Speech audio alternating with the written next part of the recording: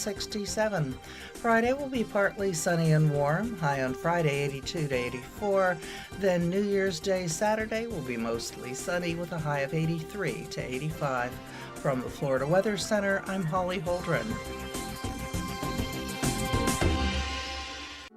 You know what you want to do in retirement, but do you know how to get there? Tune in to Coasting into Retirement with Gary Marriage of Nature Coast Financial Advisors, Sunday mornings at 8 to get answers to your retirement planning questions. Plan today so you can do the things you've always dreamt about doing in retirement. Listen Sunday mornings at 8 to Coasting into Retirement with Gary Marriage of Nature Coast Financial Advisors. Our firm offers insurance services. This is Ocala Talks with Tom Schmidt, bringing stories that are important to our community in and around Ocala. Plus, of course, a splash of sports as well. Now, here's your host, Tom.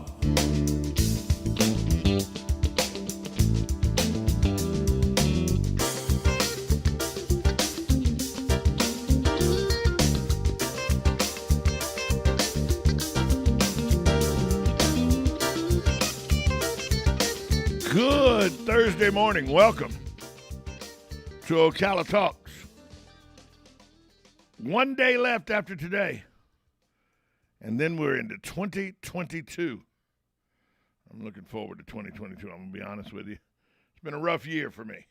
Rough year for everybody, though, with the COVID pandemic in its second year, without it looking like it's going to give the government's going to give us any break.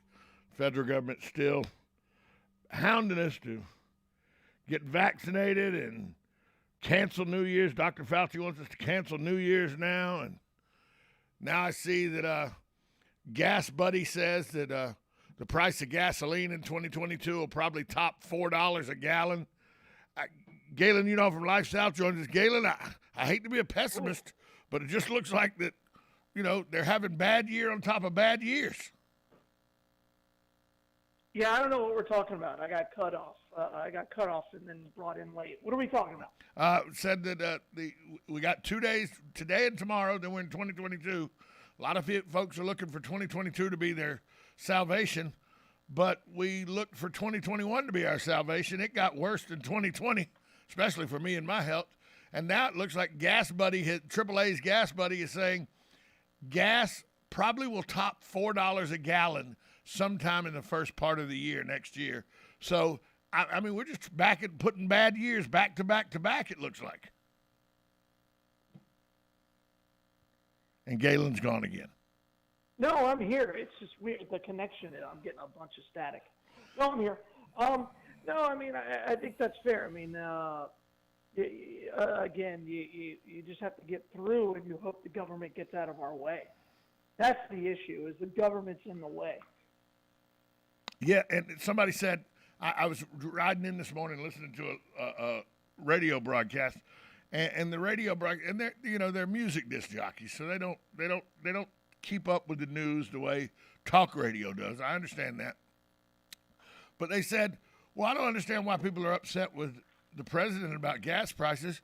Once we cleared lockdown, people started traveling more. Capitalism says more travel, more demand, higher prices in gas. And I'm screaming at the radio, no, morons. It's because we went from being independent fuel to dependent fuel country.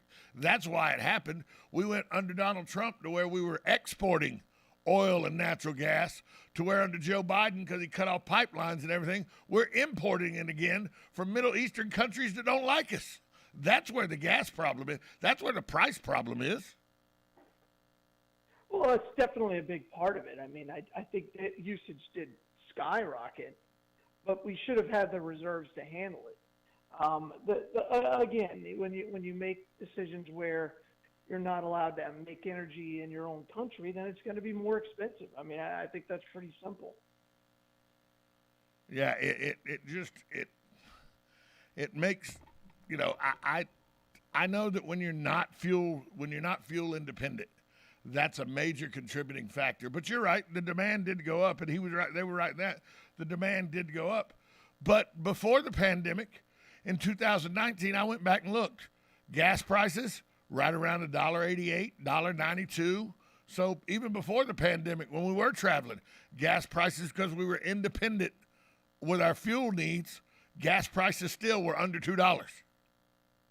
Well, and again, I mean, once we start talking about gas, then you get into the issue. To me, I've never understood the fact that oil isn't a renewable resource, because it is. It's made from carbon, right? And that carbon comes from all over the place. So it's always a shock to me that people don't view it as that. And the fact that you could take these carbon, and it doesn't take nearly as long as people think to turn it into either natural gas or oil. They told us in school it came from dinosaurs. Well, that's just not true. It comes from vegetation. It comes from anything that's a former life source. So, and it can take as little as 150 years to turn from, a marsh pit, for example, into natural gas. Yeah, it just well, and politics play a major part in this. That's the thing that aggravates me, is we want everything now has to be political. Everything, the pandemic, political. Fuel, whether we can make a renewable resource, not make a renewable resource, whether we're killing the climate, we're not killing the climate, it's all political. And it doesn't look like it's going to let up anytime soon. It looks like politics are always going to be at the forefront of everything we do moving forward. And that's so counterproductive. Yeah, but and again, it's political because I think there are people who they sincerely believe that oil is bad, right? And that carbon emissions are bad. And you cannot convince them otherwise. Well, because it's become a religion. Well, if that's the fact, then you better make sure that volcanoes never explode again. Make sure no volcanoes ever erupt again. But again, when you become so fanatical about something, it's not a common sense issue, and our politicians just fuel that. And again, the bottom line is, if we really want to solve a lot of these problems, put in term limits, and that way you're going to only be there for eight years. Let's say you're allowed 8 years in the House and 12 years in the Senate, right? That means you have to get stuff done. It's going to be common sense, and you're not fighting for your own job. You're fighting for the good of the country, and what politicians do now is they do nothing more than want to just get reelected. Well, the only way you're going to get term limits, because they're not going to fire themselves, the only way you're going to get term limits is do a grassroots effort, state by state, to get it then put on the ballot to make it a constitutional amendment. That's the only way you're going to get term limits. Well, you would need probably more dramatic than that would be a constitutional Congress, right? Where you call and it's legal under the Constitution, and it's passed that way to make a significant change like that to the Constitution. But again, our forefathers never really expected that. No, they expected people to walk away. Yeah. Well, and again, the benefits that these people get, and the access to money that these people get, and they really want to do is they want to make lobbyists happy, so that they can get a job when they get out. I've just always felt that most of these politicians are corrupt, and that's probably why I'm anti-government. But again, the problem is everybody thinks the House of Representatives has the lowest approval rating in the country, except for my guy, right? Except for the guy I voted for. That's the issue. Well, sometimes the guy I voted for doesn't do his job, and that's why I vote against him next time. Sure, I respect that. So I just don't. I know that there's not going to be a single answer to. But the you do realize the stats say that's just not true. Oh yeah, I know. No, I understand that. You go with what you know. And somebody told me the other day. I go, what has Rick Scott done for this state to really, everybody said, oh, well, Marco Rubio needs to go, and Rick Scott. I go, okay, well, what has Marco Rubio done? What has Rick Scott done? Or why? And one guy piped up and goes, you know what? We better not vote against him. And I go, what do you mean we better not vote against him? Why? You say that they need to go. You say we better not vote against him. Why do you? I asked the guy, why do you say we better not go vote against him? His only response was, the devil you know is better than the devil you don't know. Well, I mean, and people vote that way. People vote that way. Well, no, we could talk about what each one of them has done. I mean, Rick Scott lobbied hard to ensure that we could open up some oil reserves here in Florida, and then at the same time he made sure that it wasn't close to any major beaches. So he's the reason there is any drilling at all right now in the Gulf. No, I understand what they've done in that discussion, but my point of what I was telling you was the way people vote. The one guy said, without anything to say what he thought he had done good or bad, and I'm not real sure he knew anything he'd done. He goes, the devil you know is better than the one you don't know. Mm-hmm. That's not a voting technique. Well, but now you're getting into the uneducated voter, right? Which Thomas Jefferson said, which Thomas Jefferson felt was pretty much the entire voting population. Right. So now, but that's a bigger issue. I mean, at some point in a democracy, the people themselves have to educate themselves, and that's always going to be an issue. Always going to be an issue. We're going to take a break. We'll come back more with Galen Unal after this timeout. You're listening to 1370 AM, 96.3 FM. This is WOCA, The Source. Are you or your loved one being released from a hospital and wondering how you'll manage? Inform your physician that you want to go to Palm Garden of Ocala at 2700 Southwest 34th Street for your rehabilitation. Palm Garden provides pain management, post-discharge follow-up, diabetic care, psychosocial support, and so much more. Plus, they even offer outpatient rehab. This award-winning care facility has a team of licensed professionals dedicated to enhancing your independence. Call 352-854-6262 today. Are you wasting time boxing up packages and going to the post office or the UPS store? Are you tired of not knowing what you'll pay when you get there? Just Ship offers pickup service and flat rate packaging and postage rates, which takes the guesswork out of shipping while saving you time and money. So quit wasting valuable time and money. Call or text Just Ship at 352-234-3840. That's 352-234-3840.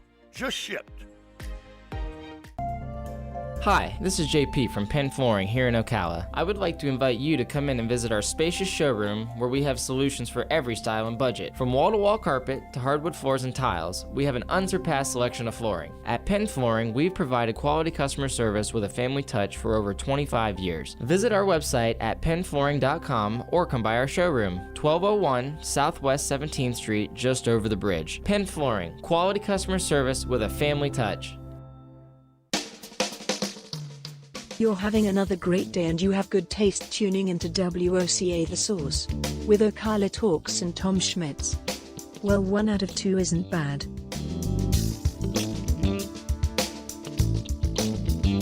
Welcome back to Ocala Talks on a Thursday. Got Galen Unal for another 12 minutes or so. Galen, let's switch to football. Time to talk a little sports this morning. And the rash of bowl cancellations. You got the North Carolina State coach, Dan Dorian, that feels he's been lied to by UCLA after the Holiday Bowl cancellation. Hawaii coach blames the portal, the transfer portal for going towards his reasoning not to play his bowl game because he was understaffed. The national championship playoff teams are all on edge and will be all the way up until kickoff of their respective games because of restrictions from COVID. This isn't getting any better. This story isn't getting any better. No, and again, I mean, I think how you react to the problem is probably the issue. I mean, you continue to test, and Omicron is incredibly infectious. Of that, there is no doubt. So that's the real issue, isn't it? It really is, and I don't know. I don't know how to react to. People say, "Well, how are you leaning in this playoff and everything?" And I go, "Ask me the day before the game, or the night before the games, or the day of the games, so I can see how many players are off each team from COVID." Because that could be a real. What happens if the Heisman Trophy winner on Wednesday tests positive for COVID? That's seriously going to give and Alabama happen, a disadvantage, and it could happen. Of course it could. Sure, that could happen. Yeah, I'm sure every Cincinnati fan in the world saying, "Hooga booga, make it happen." Right. Oh, absolutely. Yeah. I think we'll know more. And I mean, they're going to play. There's no way they don't play. No way. And if you look, most of the seems like the ones that are canceling are teams that are coming from an area that's really hotbed, like Miami. I mean, the number of positive cases down there is pretty outrageous. So I heard somebody online that blamed it. Well, this all started because everybody went down to Disney World, and now they're taking it and spreading it all over the country. I'm like, okay, all right. Disney World, huh? That's kind of nuts. Yeah, because they went to Disney World for their vacation. Yeah. Florida's wide open. Yeah, but they're just trying to find a way for DeSantis to be the right, because Disney World isn't wide open. You got to mask up at Disney World. Look, Disney World isn't open like Florida is. It's open for patrons, but there's a lot of restrictions at Disney World and Universal, by the way, with this COVID-19 pandemic. A lot of restrictions. Yeah, and again, I do want to tell people, don't wear a cloth mask. They're useless. Use a surgical mask. Use it one time. Don't store it in your pocket or your purse. Throw it away after you use it, because then it can do more damage than good. So what do you carry pathogens from other places? What are you saying? That the cloth mask that I have, the Mickey Mouse cloth mask I have that hangs on my mirror in my vehicle, that bakes in the sun and everything, well, that's fine. That I wear once every, only when I go into a doctor's office. So in the last 9 months, I've worn a lot, but you know what I mean. But the only reason I have a mask with me is because my doctor's office signs still say masks are required to enter buildings. It's the only reason. Well, that could do more harm than good, right? I mean, they've done so many studies on these that it's kind of outrageous. So just wear a surgical mask. They're everywhere now. So I'm watching football last night. I'm watching the Oklahoma-Oregon game. And I thought, how did this Oregon team ever beat Ohio State at home? Because even though they won 10 games and all, Oklahoma made it. It was 30-3 after the first half. And it wasn't that close. Sure. It really wasn't that close. Sure. Oregon couldn't get anything going. Now, they came out in the second half, got 2 quick touchdowns, but then they couldn't stop Oklahoma, so it was still not a very competitive football game. But, and the fact that Bob Stoops, I didn't even realize that he was going to be the interim head coach. I don't understand that either. Why wouldn't they use somebody on Lincoln Riley's staff that stayed over instead of going and getting the guy, I guess if you got a living legend that's there and he'll come back and coach, I guess that I understand that, but I thought Bob Stoops was done with coaching. Well, the whole thing is a mess, isn't it? I mean, that whole thing, and by the way, I don't blame the incoming coach for not coming in. Obviously, he's got a pretty big game, but it just I read this and I'm like, wait a second, like half of the staff is gone, and so Bob Stoops is coaching with only like 7 coaches instead of 12. The whole thing is a mess. They took it off of you. There's no, you're not allowed to even bet on that game now. It's a mess. Yeah, it was taken off the board. Absolute mess. But and that's a lot of this has to do with the portal. The portal has created this bubble, and it's also for coaches, because coaches are like, I need to get in there as quickly as possible so that I prevent kids from transferring and entering the portal, and also so I can maximize that portal.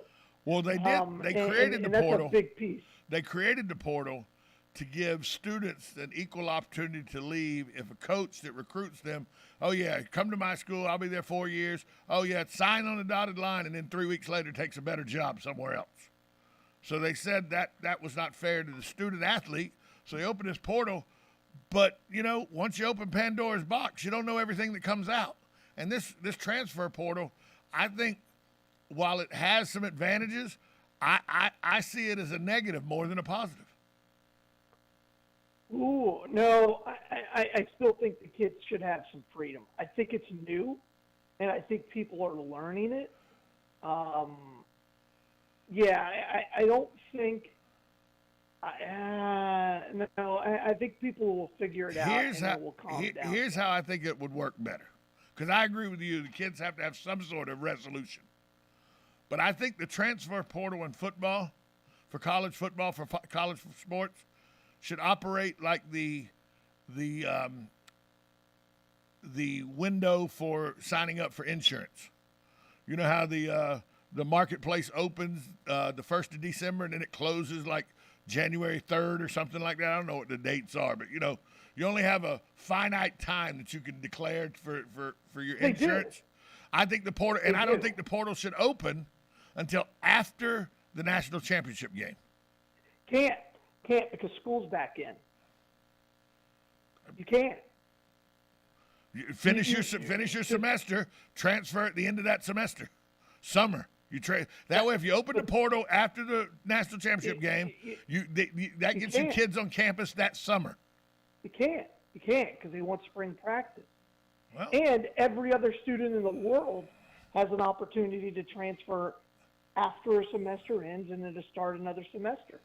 So again, you're going back to treating that athlete completely different. The way the rule works is very simple. You have a finite amount of time between semesters. It happens to fall during bowl season.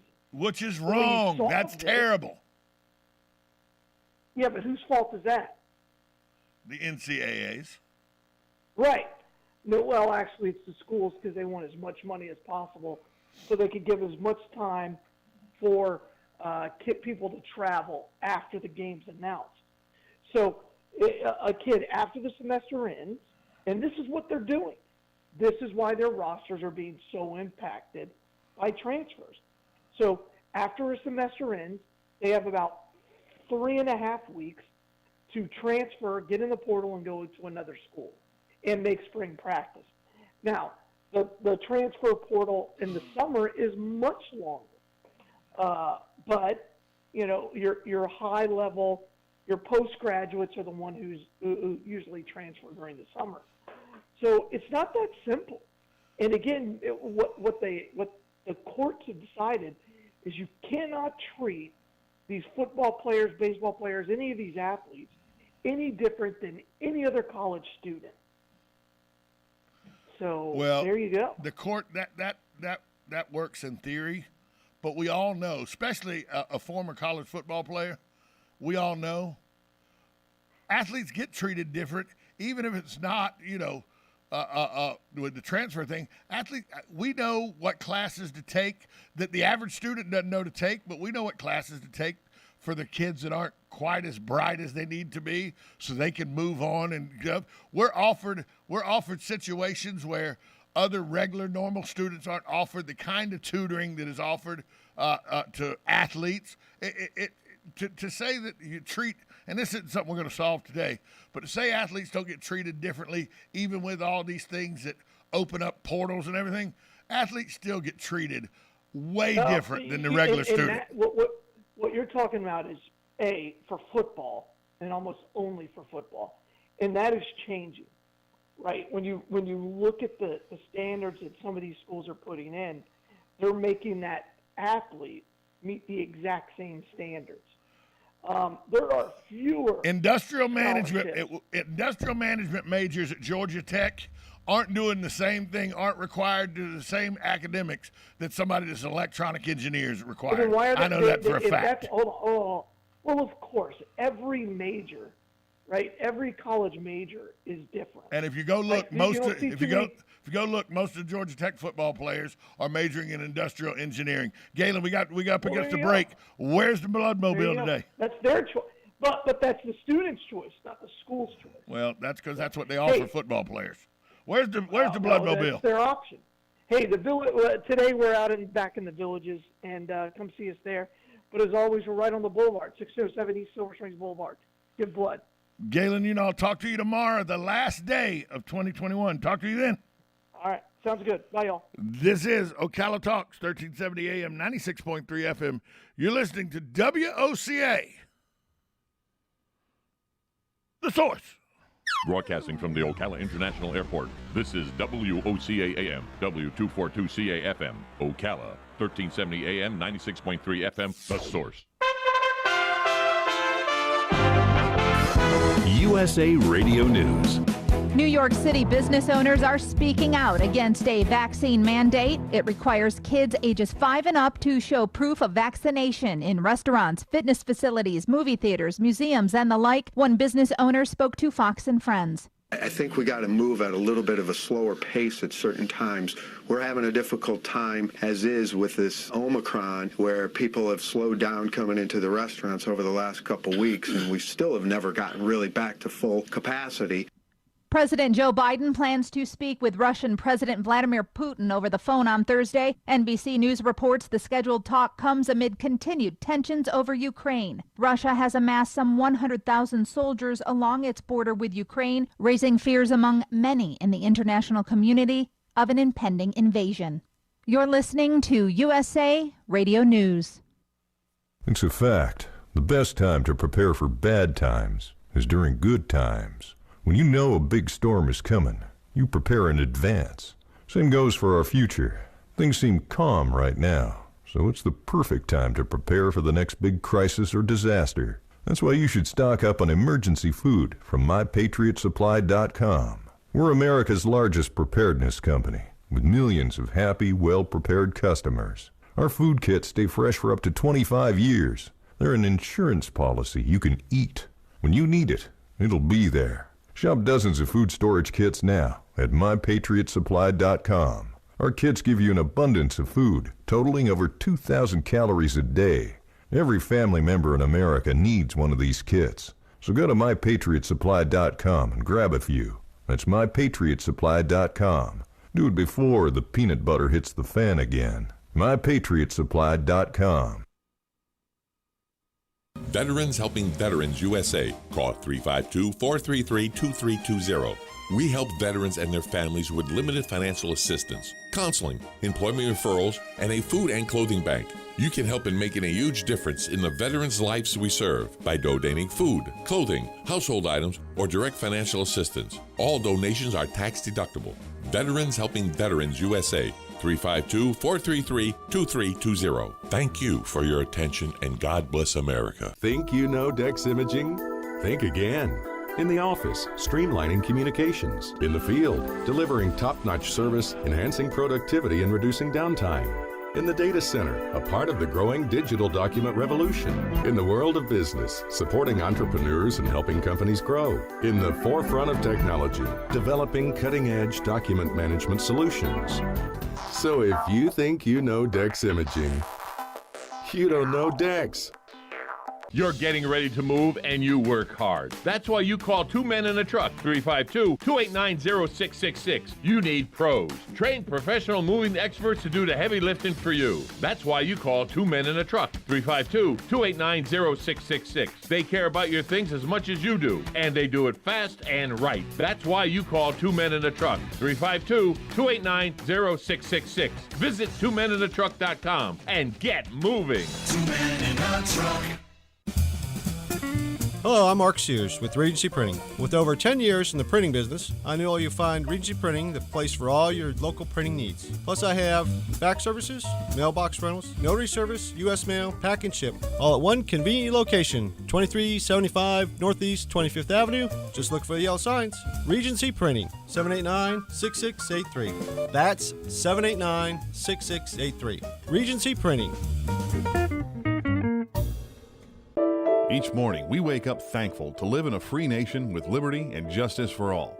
But sometimes those liberties can be put in jeopardy, and you may have questions about what to do or who to call. Let Doc Blanchard of Blanchard, Miriam, Adele, and Kirkland help you find the answers. Attorneys at law since 1974 and located in downtown Ocala. If you have legal issues, don't go it alone. Call 352-732-7218. Blanchard, Miriam, Adele, and Kirkland, helping protect your liberties every day. Ocala Business Leaders Incorporated is a group of independent local firms providing a wide range of quality goods and services. Each firm strives to maintain the highest level of professional integrity and 100% customer satisfaction. When you're looking for goods and services, call a member of the Ocala Business Leaders, and we are confident you will be pleased with the results. If you're interested in becoming a member of the Ocala Business Leaders, join us at the Ocala Municipal Golf Course, 3130 East Silver Springs Boulevard, any Wednesday at 6:30 a.m. and enjoy a breakfast on us. For more information, check OcalaBusinessLeaders.com. Dad's service to our country is something we're so proud of. He made a difference and set a great example. Now it's our turn to honor the sacrifices he made for our family and this country. As veteran specialists, Hires Baxley Funeral Service helps us celebrate Dad's life and can help you too. Hires Baxley is here for you during your time of need or when planning for the future. For more information, call 352-484-0891 or visit hiresbaxley.com/choice. Sold.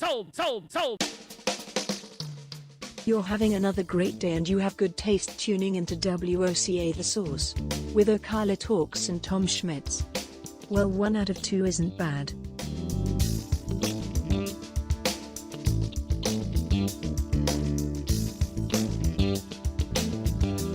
Welcome back to Ocala Talks on a Thursday. Vets helping vets. I'll be here with Vets News in about 30 minutes. New Year's Eve is tomorrow. We'll ring in the 2022 New Year at midnight tomorrow night. Some people will have that champagne toast, and that'll be the last alcohol they drink until February 1. This was an initiative called Dry January. It was started back in 2012. It caught on around 2016, where a lot of people do it now. But most people who participate in Dry January, they got no intention of quitting drinking forever. They just do a month-long break. Give their liver a break. Give your organs a break. If the point of a Dry January is to feel better for overall and to be overall healthier, though, doctors and experts say that's not enough time to reset your body after years of drinking regularly. But there are other surprising benefits, though, that help you. I've never done I've done the cleanse where I don't drink for 30 days or 45 days. Never with January, though. But I understand it's the start of a new year. It's easy to do. But according to Dr. George Koob, the director of the National Institute of Alcohol Abuse and Alcoholism, participating in Dry January could be a great way to learn about your drinking habits. There are many potential benefits to taking a break from alcohol, he said. At the very least, taking a break gives a person a chance to reevaluate their relationship with alcohol. It can also shed light on how drinking alcohol affects your physical and mental health. Some people, I don't know if this doesn't affect me this way, but some people might find that drinking alcohol, they take a break for 30 days or something, that they feel better, their stomach doesn't feel as upset because the alcohol might be irritating their stomachs, disrupting their sleep, interfering with their morning exercise routine. Relationships can be affected because of alcohol. Waking up without the fatigue, other common symptoms of hangover could potentially improve a person's quality of life. So that's something you can find out from going 30 days without drinking in Dry January. Heavy drinkers may see the biggest change. This, according to Dr. Tyler Sesterl, medical director of the Mayo Clinic Health System. They say that he says that alcohol is toxic to a lot of organ systems in the body. It can affect the liver, pancreas, heart, and nervous system, just to name a few of them. 1 month of abstinence, if any of these organ systems are compromised, could improve acute symptoms. For example, if individuals are heavy drinkers and suffer from liver damage, then abnormalities in their liver enzymes can improve over 30 days. He goes on to say there may also be improvements for heavy drinkers in the first 30 days, depending on the physical impact of their alcohol use. If an individual is a light drinker, the 1 month abstinence can be used to establish a new abstinence-based habit. However, it's really not a long enough time to make any significant difference physically for light drinkers. But for heavy drinkers, and by the way, what is a heavy drinker? According to this study, according to these doctors, a heavy drinker is anyone that consumes more than 4 alcoholic beverages a day. I was like, how's that a heavy drinker? But then when you think about it, if you consume 4 alcoholic beverages a day, let's just say you drink 4, and I'm not even talking about liquor. Let's say just beer, okay? You drink 4 beers a day, every day of the year. That means you drink 1,460 beers. That's equivalent to 122 12-packs. If you drink 4 beers a day, every day, you're drinking you individually, you're drinking 122 12-packs in a year. Sounds like a lot when you put it that way. 4 beers a day doesn't seem like that much. Seems like a lot when you say, well, it's 122 12-packs. That sounds like a lot. It's 61 cases. 61 cases sound like that's more than a case of beer a week. 61 cases sound like a lot. 122 12-packs sound like a lot. 4 beers a day doesn't sound like that much. Think about that, though. If you drink four mixed drinks a day, and they do the 2-ounce pour, okay, that's 8 ounces a day times 365. Let's see what we get there. That's 8 ounces of liquor a day times 365. That's 292 ounces. 2,920 ounces. That means you drink 23 gallons of liquor a year. If you drink 4 mixed drinks a day, and they're the 2-ounce pour, not the 1.5-ounce pour, they're the good pour, 2-ounce pour. You're drinking 23 gallons of liquor a year. 4 mixed drinks doesn't sound like that much. 23 gallons of liquor sounds like a lot. I guess it's perspective, but if you drink 4 drinks or more, beer or liquor or wine, you're considered by this medical group here what's the name of the group again? The National Institute of Alcohol Abuse and Alcoholism. More than 4 drinks or more a day is heavy drinking. And I thought, well, that doesn't sound right. But then you look at it, it's 122 12-packs or 23 gallons of liquor. Sounds like a lot now. So just know if you're going to do the dry January, that if you're a light drinker, it's probably not going to help you physically that much. If you're a heavy drinker, it can actually have a very good helpful because you shut down for a month and the enzymes and all help your body. Whereas a light drinker, you're not being that affected by alcohol that much anyway. So just if you're going to take part in dry January, know that there are potential benefits that vary widely, and it's not just a benefit to your liver. And reevaluate whether you're a heavy drinker or not, according to this group. I didn't think 4 beers or 4 drinks a day sounded like that much until I did the math over 365 days. One person in 365 days, if you drink 4 beers a day, one person will consume 122 12-packs. One person.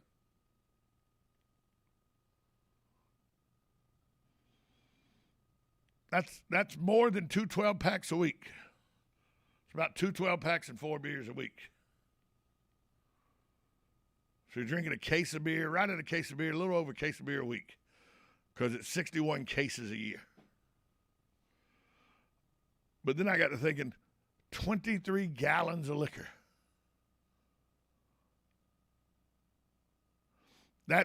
every 2 weeks you get another gallon of liquor, or every 2 weeks you get 2 half gallons of liquor.